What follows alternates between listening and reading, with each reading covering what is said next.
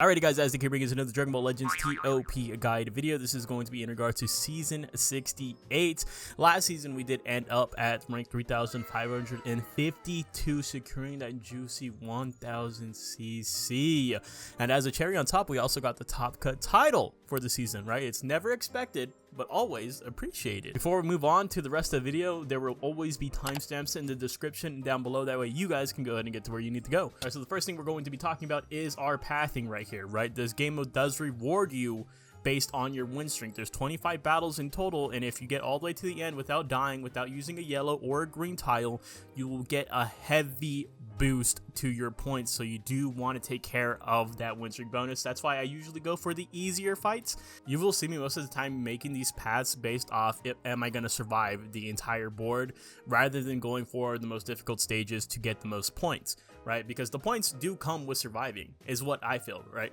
But either way, you can deviate from the blue pathing however you want. I do think those red fights are ones that you're going to want to hit, because on top of being rewarded by your win streak bonus, you get a big reward every 5 wins, right? So on your 5th win, 10th win, 15th, 20th, 25th, that's where you'll see these red circled fights right here. I would try to at least land on those. So now let's go ahead and get into tips and tricks. The most important tip that I can give you for this game mode is related to your friendship ranking, right? My friendship rank on this Boo Tanks right here is at 10. That's where you want to have all of your ToP units at.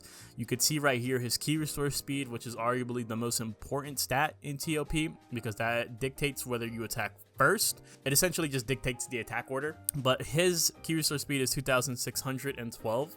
When we look at the regular stats, it's only 2,488. So obviously there's an increase there, and you won't only see that increase in key restore speed, you'll see it in health, strike attack, blast attack, defense, all that good stuff, right? You do want to raise your friendship rank. The best way to raise your friendship rank is going into the Let's Fight event. You get 3 of these a day. You can only bring in 1 unit to upgrade your friendship rank with, but it is worth doing so. Alternatively, you can go into the story mode. It is on part 6. It is book 1, chapter 8, I believe, against the Super Saiyan 3 Yellow Goku. So this one's a little bit different because you can bring in 3 units and farm up 3 units friendship rank at the same time, but it's at a very lower rate, right? I probably said that a little bit weird, but yeah, it's much slower to do it this way, and I don't really recommend it because it's extremely tedious. Now, another thing you want to do is have a friendship rank grinding team, right? You could see right here, this is the team I like to farm friendship rank with, and you'll notice that all of these units have the same equip, and it is going to be a friendship rank based equip. You could see right here, I have them all godly. You don't need them all godly. It takes a little bit of time. It takes a lot of resources, but if you do have these maxed out, they give you 3% to friendship points gained on every slot, right? And obviously that's going to add up. That's going to be able to make the grind a little bit quicker. And speaking of equips, not only do you have friendship rank grinding equips, you also have equips related directly to ToP itself. You are going to go ahead and want to farm these. You can't use these outside of ToP, right? You're not going to be able to. They don't work in PvP and stuff like that. That's why it's incredibly annoying. But you do find all these in the Rare Metal Shop, and we'll pull that up here. So you get into the Rare Metal Shop, there's a tab specifically called ToP. You're going to find these gold equips. These gold equips are pretty good. They're specifically for, like, this one's for melee type. You're going to find these for each typing ranged. You have this one's defense. I'm pretty sure this one is support right here. And then you also have this ToP explosive clash. So those are like the 2 mainstays, the ones that you are always going to go ahead and want to use. The thing about this one that sucks the most is that your unit has to be 7 stars or above to use the explosive clash one. So do keep that in mind. Now, the last one that I put on all of my units is the ToP out of the way. It gives you 2 to 5% to your HP right here. I do like having the beefier units, but I have seen valid arguments for, instead of using this one, to just use one of these silver equips that are going to go ahead and give you something. Like this one gives strike defense and blast attack. This one's for yellow units. It gives blast attack and strike defense, and so forth, right? They give you other stats. And the last thing that I'll go ahead and throw in here is arts boosting. So if you arts boost your special boost, it does increase your defenses, right? So if you are looking to just build your units to be a little bit more tanky, then maybe you do want to invest in that. Do keep in mind this takes so many resources, right? And I know there's probably a lot of you guys that would rather focus on arts boosting your new like PvP units and stuff like that. So this one is definitely up to you. So now let's talk about our pathing tips. These previous couple of seasons have been pretty difficult. I think this one's following the same trend. You're seeing new fights, which it's nice to have something a little bit refreshing, but they're hard, man. They're difficult. This first fight that we're coming across right here is a yellow-blue stage. You want to kill that blue Nappa early because of his debuffs. You want to kill Tien early as well, since he is a heavy hitter. So be cautious of him, and if possible, right? If possible, maybe kill Jiren before he transforms at the end of turn 2, because after that he'll be able to have he's buffed Jiren, he has the counter against strikes and stuff like that if you have a strike based team. But if not, save him for last, because once he does transform, if you hit him, I'm pretty sure he does apply a debuff to you. Next we have the Planet Namek stage. You want to kill the LF Frieza first, since he debuffs on turn 2, and then the LF Goku, just because he's going to be the hardest hitter on this team. I don't know what to call this stage, but kill that free-to-play Trunks first, since he does debuff every turn. Next is this PO stage. Personally, there's a couple ways to handle this, to tackle it. Personally, I'm going to go after Broly first, so I can try and avoid his stun on turn 2. Then I'm going for Thouser or the Blue Goku Black, since they provide support / debuff. I'm probably going to go for Thouser first, because as we know, this Thouser does buff, like he sucks off cooler units, right? And so if he only does it for one cooler unit, it has to be right behind him.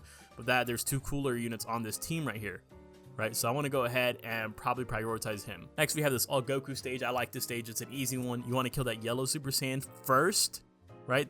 This guy up here, because I'm pretty sure he does get buffs per dead ally. So I want to get him out of the way. And then Super Saiyan 3 yellow Goku, because he does have a buff against regeneration. Next is this Cell stage. So I've never fought this before. I'm a little bit scared of it because it's a really cohesive team. It's all regeneration, all Cell Saga, right? Well, I guess minus the Cell Jr. But you do want to kill the yellow support Cell first, right? Because like in his name, like we just mentioned, he does provide a lot of support and stuff like that. And then kill the LF Suicide Bomber last. Next is Saiyan Saga, right? Nappa first again because of his debuffs, and then the yellow Piccolo to be extra safe since he does super at the start of turn 3. He has a really high key restore speed too. I don't know what to call this fight either, but it's a red Bojack fight. You want to kill that red Bojack first because he will super on turn 2, and it's not necessarily a super. It's Awakened Arts, right? It's the purple card, but it still does a lot of damage. Next, we have this USS fight. It's going to be annoying as well, since it's a cohesive team once again. You probably want to kill the red hit first to avoid his stun, because he has the possibility of 2 stuns. Alright, so next we have the Second Coming fight. I'm going to kill purple Broly first before his stun on turn 2, or at least try to, since red Buhan will cancel blue Gohan's buff effects, where he takes all the aggro on turn 1. And of course, death buff Goku is going to be last. Next we have this the Beast Gohan stage right here. The biggest threat here is Beast Gohan. Next we have this kind of like an OG stage, almost like an OG God Key stage. Kill the Super Saiyan Blue Kaioken first, since he supers on turn 2. And if possible, kill Beerus on turn 1 as well to avoid his stun. And for the last fight, we're going to try to go up against Fusions. I'm gonna try and kill USG first, since he will farm his super per dead ally, and maybe save the Super Saiyan 4 Gogeta for last, because he is so damn tanky. So now moving into our top teams for the season, the first team we're going to talk about is Sagas. Person on the right hand side is rank number 4 with these bad boys right here. I do have a little bit of variations. The first unit I do want to talk about though is Z tier yellow metal cooler. I think this guy's phenomenal. I want to use him on my regeneration team because he does have the regeneration tag and stuff like that, but unfortunately I'm a little bit restricted by his stars. But his kit is really good. He does heal himself. He's able to farm special moves pretty often, so I would go ahead and say that he is a good damage dealer. Not only that, but you have the option of having both Bojacks right here. So purple Bojack, he gets a guaranteed super attack on turn 2. If you want to run the red Pycon here, like the person on the right hand side, he does have that guaranteed super attack at the start of turn 3. The only thing that sucks about this Pycon is that Pycon does not count as the Sagas from the movies units. I know it sounds weird. He counts as anime originals, I'm pretty sure. So you will not be able to be getting the buffs from him and stuff like that. But if you want to put on this red Bojack instead, he also gets a guaranteed super. The thing that sucks about him is that his super attack cannot defeat an enemy, right? It says it right here in the little asterisk. Damage from this attack cannot cause the enemy to be defeated. I do like this Thouser too, because you do have a couple cooler units on here. He is amazing for cooler support. He only buffs one cooler, as you can see right here. It's just the tile behind him. If I click on him, it's only for that yellow metal cooler, but it's still worth it. And because of the fact that this guy's bringing 3 yellows, I probably would bring an extra 2 blues. That's why you see 2 blues on my backup right here. It doesn't have to be that Beast Gohan, but I think he's a good option, even though he's C tier, just because of the fact that he's just an overall good unit, plus he is buffing the tag Sagas from the movies. But if you don't want that Beast Gohan, you could also bring on this Gamma 2. This guy's pretty good as well, since he does heal your allies. It's only by 2% in this small little range, but I think that's still worth.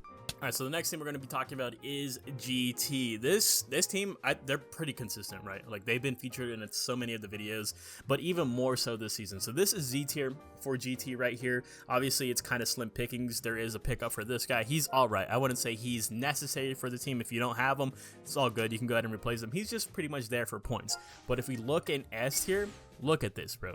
Look at all your units that are right here on S tier, especially with the blue units. There's so many options. Like, if you don't like those blue units that I have on the board right here, this guy's good because he buffs the entire board, right, for GT. This guy's good because he debuffs the entire enemy board. But if you're looking at this guy, he's more so a DPS unit, right? He's able to farm those super attacks pretty easily. Once he does get those super attacks, he inflicts all enemies with poison. He restores his own health by 5%. I like this Red Kid Goku a lot. I think he's really solid because he's going to be supering every other fight because he gets 50% to a special move gauge. Now, this one's a little bit interesting. It's a little bit different, right? Because you have Zaha on this guy's team. He's ranked 12. Why is Zaha there? Because Zaha is a high tier unit. He's a Z tier unit, and he's an indiscriminate healer. So this guy's basically using him as a pseudo Super Baby 2. Obviously, Super Baby 2 is going to be superior in every other way except for how many points you gain, right? So if you want to try this, go ahead, and I'm not going to stop you from doing it, but I am going to go ahead and say overall, in the long run, Super Baby 2 is going to be better right here, right? And then as for your backup units, maybe you want another purple on there, maybe you want to put the Tag 4s on there. The Tag 4s are C tier. I don't have them, so I can't really show you, but I wouldn't mind that, right? You shouldn't be too scared of C tier units. Like, if you have 1 to 2 C tier units, it's not the end of the world. It's where you have like your whole main roster C tier units. That's when it's like, okay, you probably need to shed some of that fat a little bit. And so next we have Super Warriors. So Super Warriors, I mean, I don't know, man. I don't know what it is. If you look at the leaderboard right now, Super Warriors is pretty much completely dominating. This is the setup that I found that I kind of like the most, mostly because you do have the Red Ribbon Army Piccolo. I'm a big fan of this guy. We're going to continue to use this guy in our own team. You'll see it here in a second. But, oh man, dude, like this guy, him being able to, like, he does so much stuff for your team, right? He buffs your team. He's able to heal your team. The only thing that sucks about this guy is that when he does heal your team, it's only one time, right? Only by 1%. Like, imagine if that was every turn, you get a total of 4%. That doesn't seem like a lot, but it's still impactful, right? When I used him last season, he was impactful. And that's why I like using him. This purple Yamcha right here, he does mitigate a blast arts. He's able to buff his team. Once he does mitigate that blast arts, this guy's underrated right here, because look at, as soon as we pop open this ability, full board debuffs. You love that. You love to see that. That blue TN, he's a really good damage dealer. The only thing I would change here is this purple Krillin. I like this purple Krillin because of one ability. He has the solar flare. He's able to stop an enemy from attacking for 1 turn. I like that. I think that's valuable. Same thing with his TN. I'm pretty sure that's why he has his green TN on here, is because of the solar flare. And he gets 100% to his own special move gauge too. I mean, obviously this solar flare is way better than the purple Krillins, but that's why this guy's pretty much perma C tier, I believe. I'm pretty sure I got him from, no, I'm wrong. He is B tier, which is a step above, but it's still, he's kind of low tier warrior because of how good he is. This Piccolo's usually in S tier and stuff like that. He has good heals. He has a good range for the heals, but he desperately needs a Zenkai because his damage output, his tankiness is definitely subpar.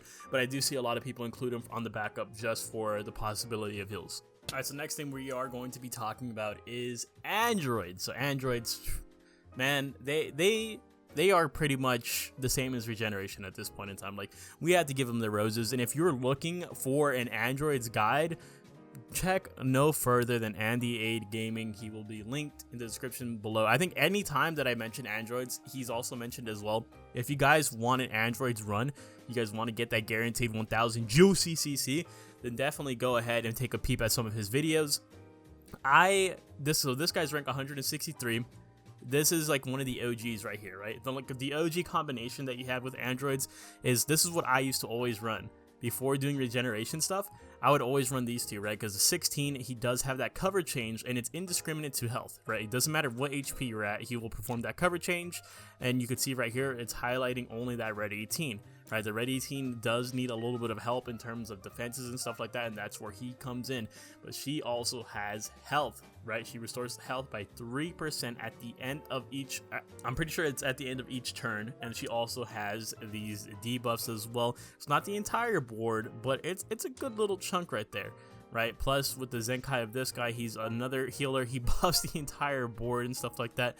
He has a one-time heal by 3% for ally tag androids, but it's impactful. This guy has guaranteed super attacks on turn 3, which is incredible. I like this purple cell a lot just because he has full board debuffs. I like this blue cell right here just because of the fact that he has the solar flare. You can kind of tell I like the solar flare ability a little bit, right? And then even if you want to come in with some C tier units, maybe 1 or 2, again, don't be afraid of bringing 1 or 2 C tier units in. It's not going to kill you. It's not going to ruin your run, right? But this magenta, a fantastic green unit. Right, like once there's a certain amount of enemies, I believe right here, yeah, so if there's 3 enemies or less remaining, you activate your green card, you get 30% damage inflicted, 80 to key recovery, and 100% to your special move gauge. That's awesome, man. It's really good. And so finally, the last thing that we are going to be talking about is the team we will be running, Regeneration. So let's go ahead and go. I don't think I changed anything here actually from last season. So we have this cell who is in Z tier, full board debuffs. If I had this metal cooler at higher stars, man, I probably would put him in at least for a backup unit, right? Changing out one of my backup units because this guy is really good. There's some strong purples that we're going to encounter here.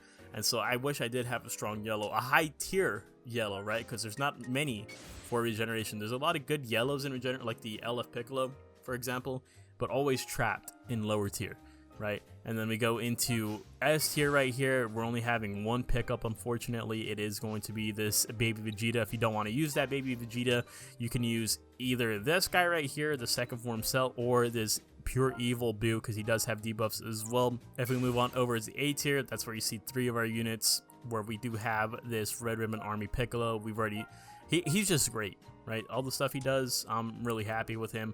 This red Buhan, I do like that double red setup. The double red setup has helped me immensely. And then I'm going to go ahead and keep this guy on for any fights where I suspect that I'm going to go ahead and get super attacked. I really appreciate him being here. I'm starting to like him a little bit more than this cell, until this cell gets a Zenkai, or maybe we run them together eventually. And then in B tier, we have our beloved Bootinks. I don't think we're ever taking him off. I know it sucks that he's trapped in B tier. But man, that super attack is so clutch, right? The 100% right there. Red 21, I am a big fan of her, and her damage is good, her support is good, everything about her is just good. And then C tier, we do have that super baby T. If you guys need any replacements here, there's a ton of units that can be replaced. Definitely feel free to let me know in the comment section down below. Finally, for the last segment, we have our new units, which is it's just one, right? It's just the free-to-play Frieza at this point in time right here. So let's go ahead and take a look at their ToP kit right here. I do have my friendship rank 5 already. 2,374. The key resource speed a little bit on the lower side for sure. Has the blue card. Started the battle. 60% to damage inflicted, 20% to damage reduction. End of the turn, multi-target, 10% to strike damage inflicted, 2% to own special move gauge, and restores health of ally tag. Frieza Force, event exclusive, and powerful opponent by 1% activates 2 times. That's not bad at all, man. Like, I mean, LOE, Frieza Force, they just got that yellow golden Frieza plus the yellow metal cooler. I don't know, man. I feel like if they had like really good tiers, they would just be taking over right now. They have a ton of good units. 10% to damage inflicted by ally tag, event exclusive, Frieza Force, so good support right there, right? Even for a melee type. And then second ability, 15% to damage inflicted, plus 15% to damage received onto the enemy, and the enemy gets an attribute downgrade minus 25 to key recovery for 2 turns.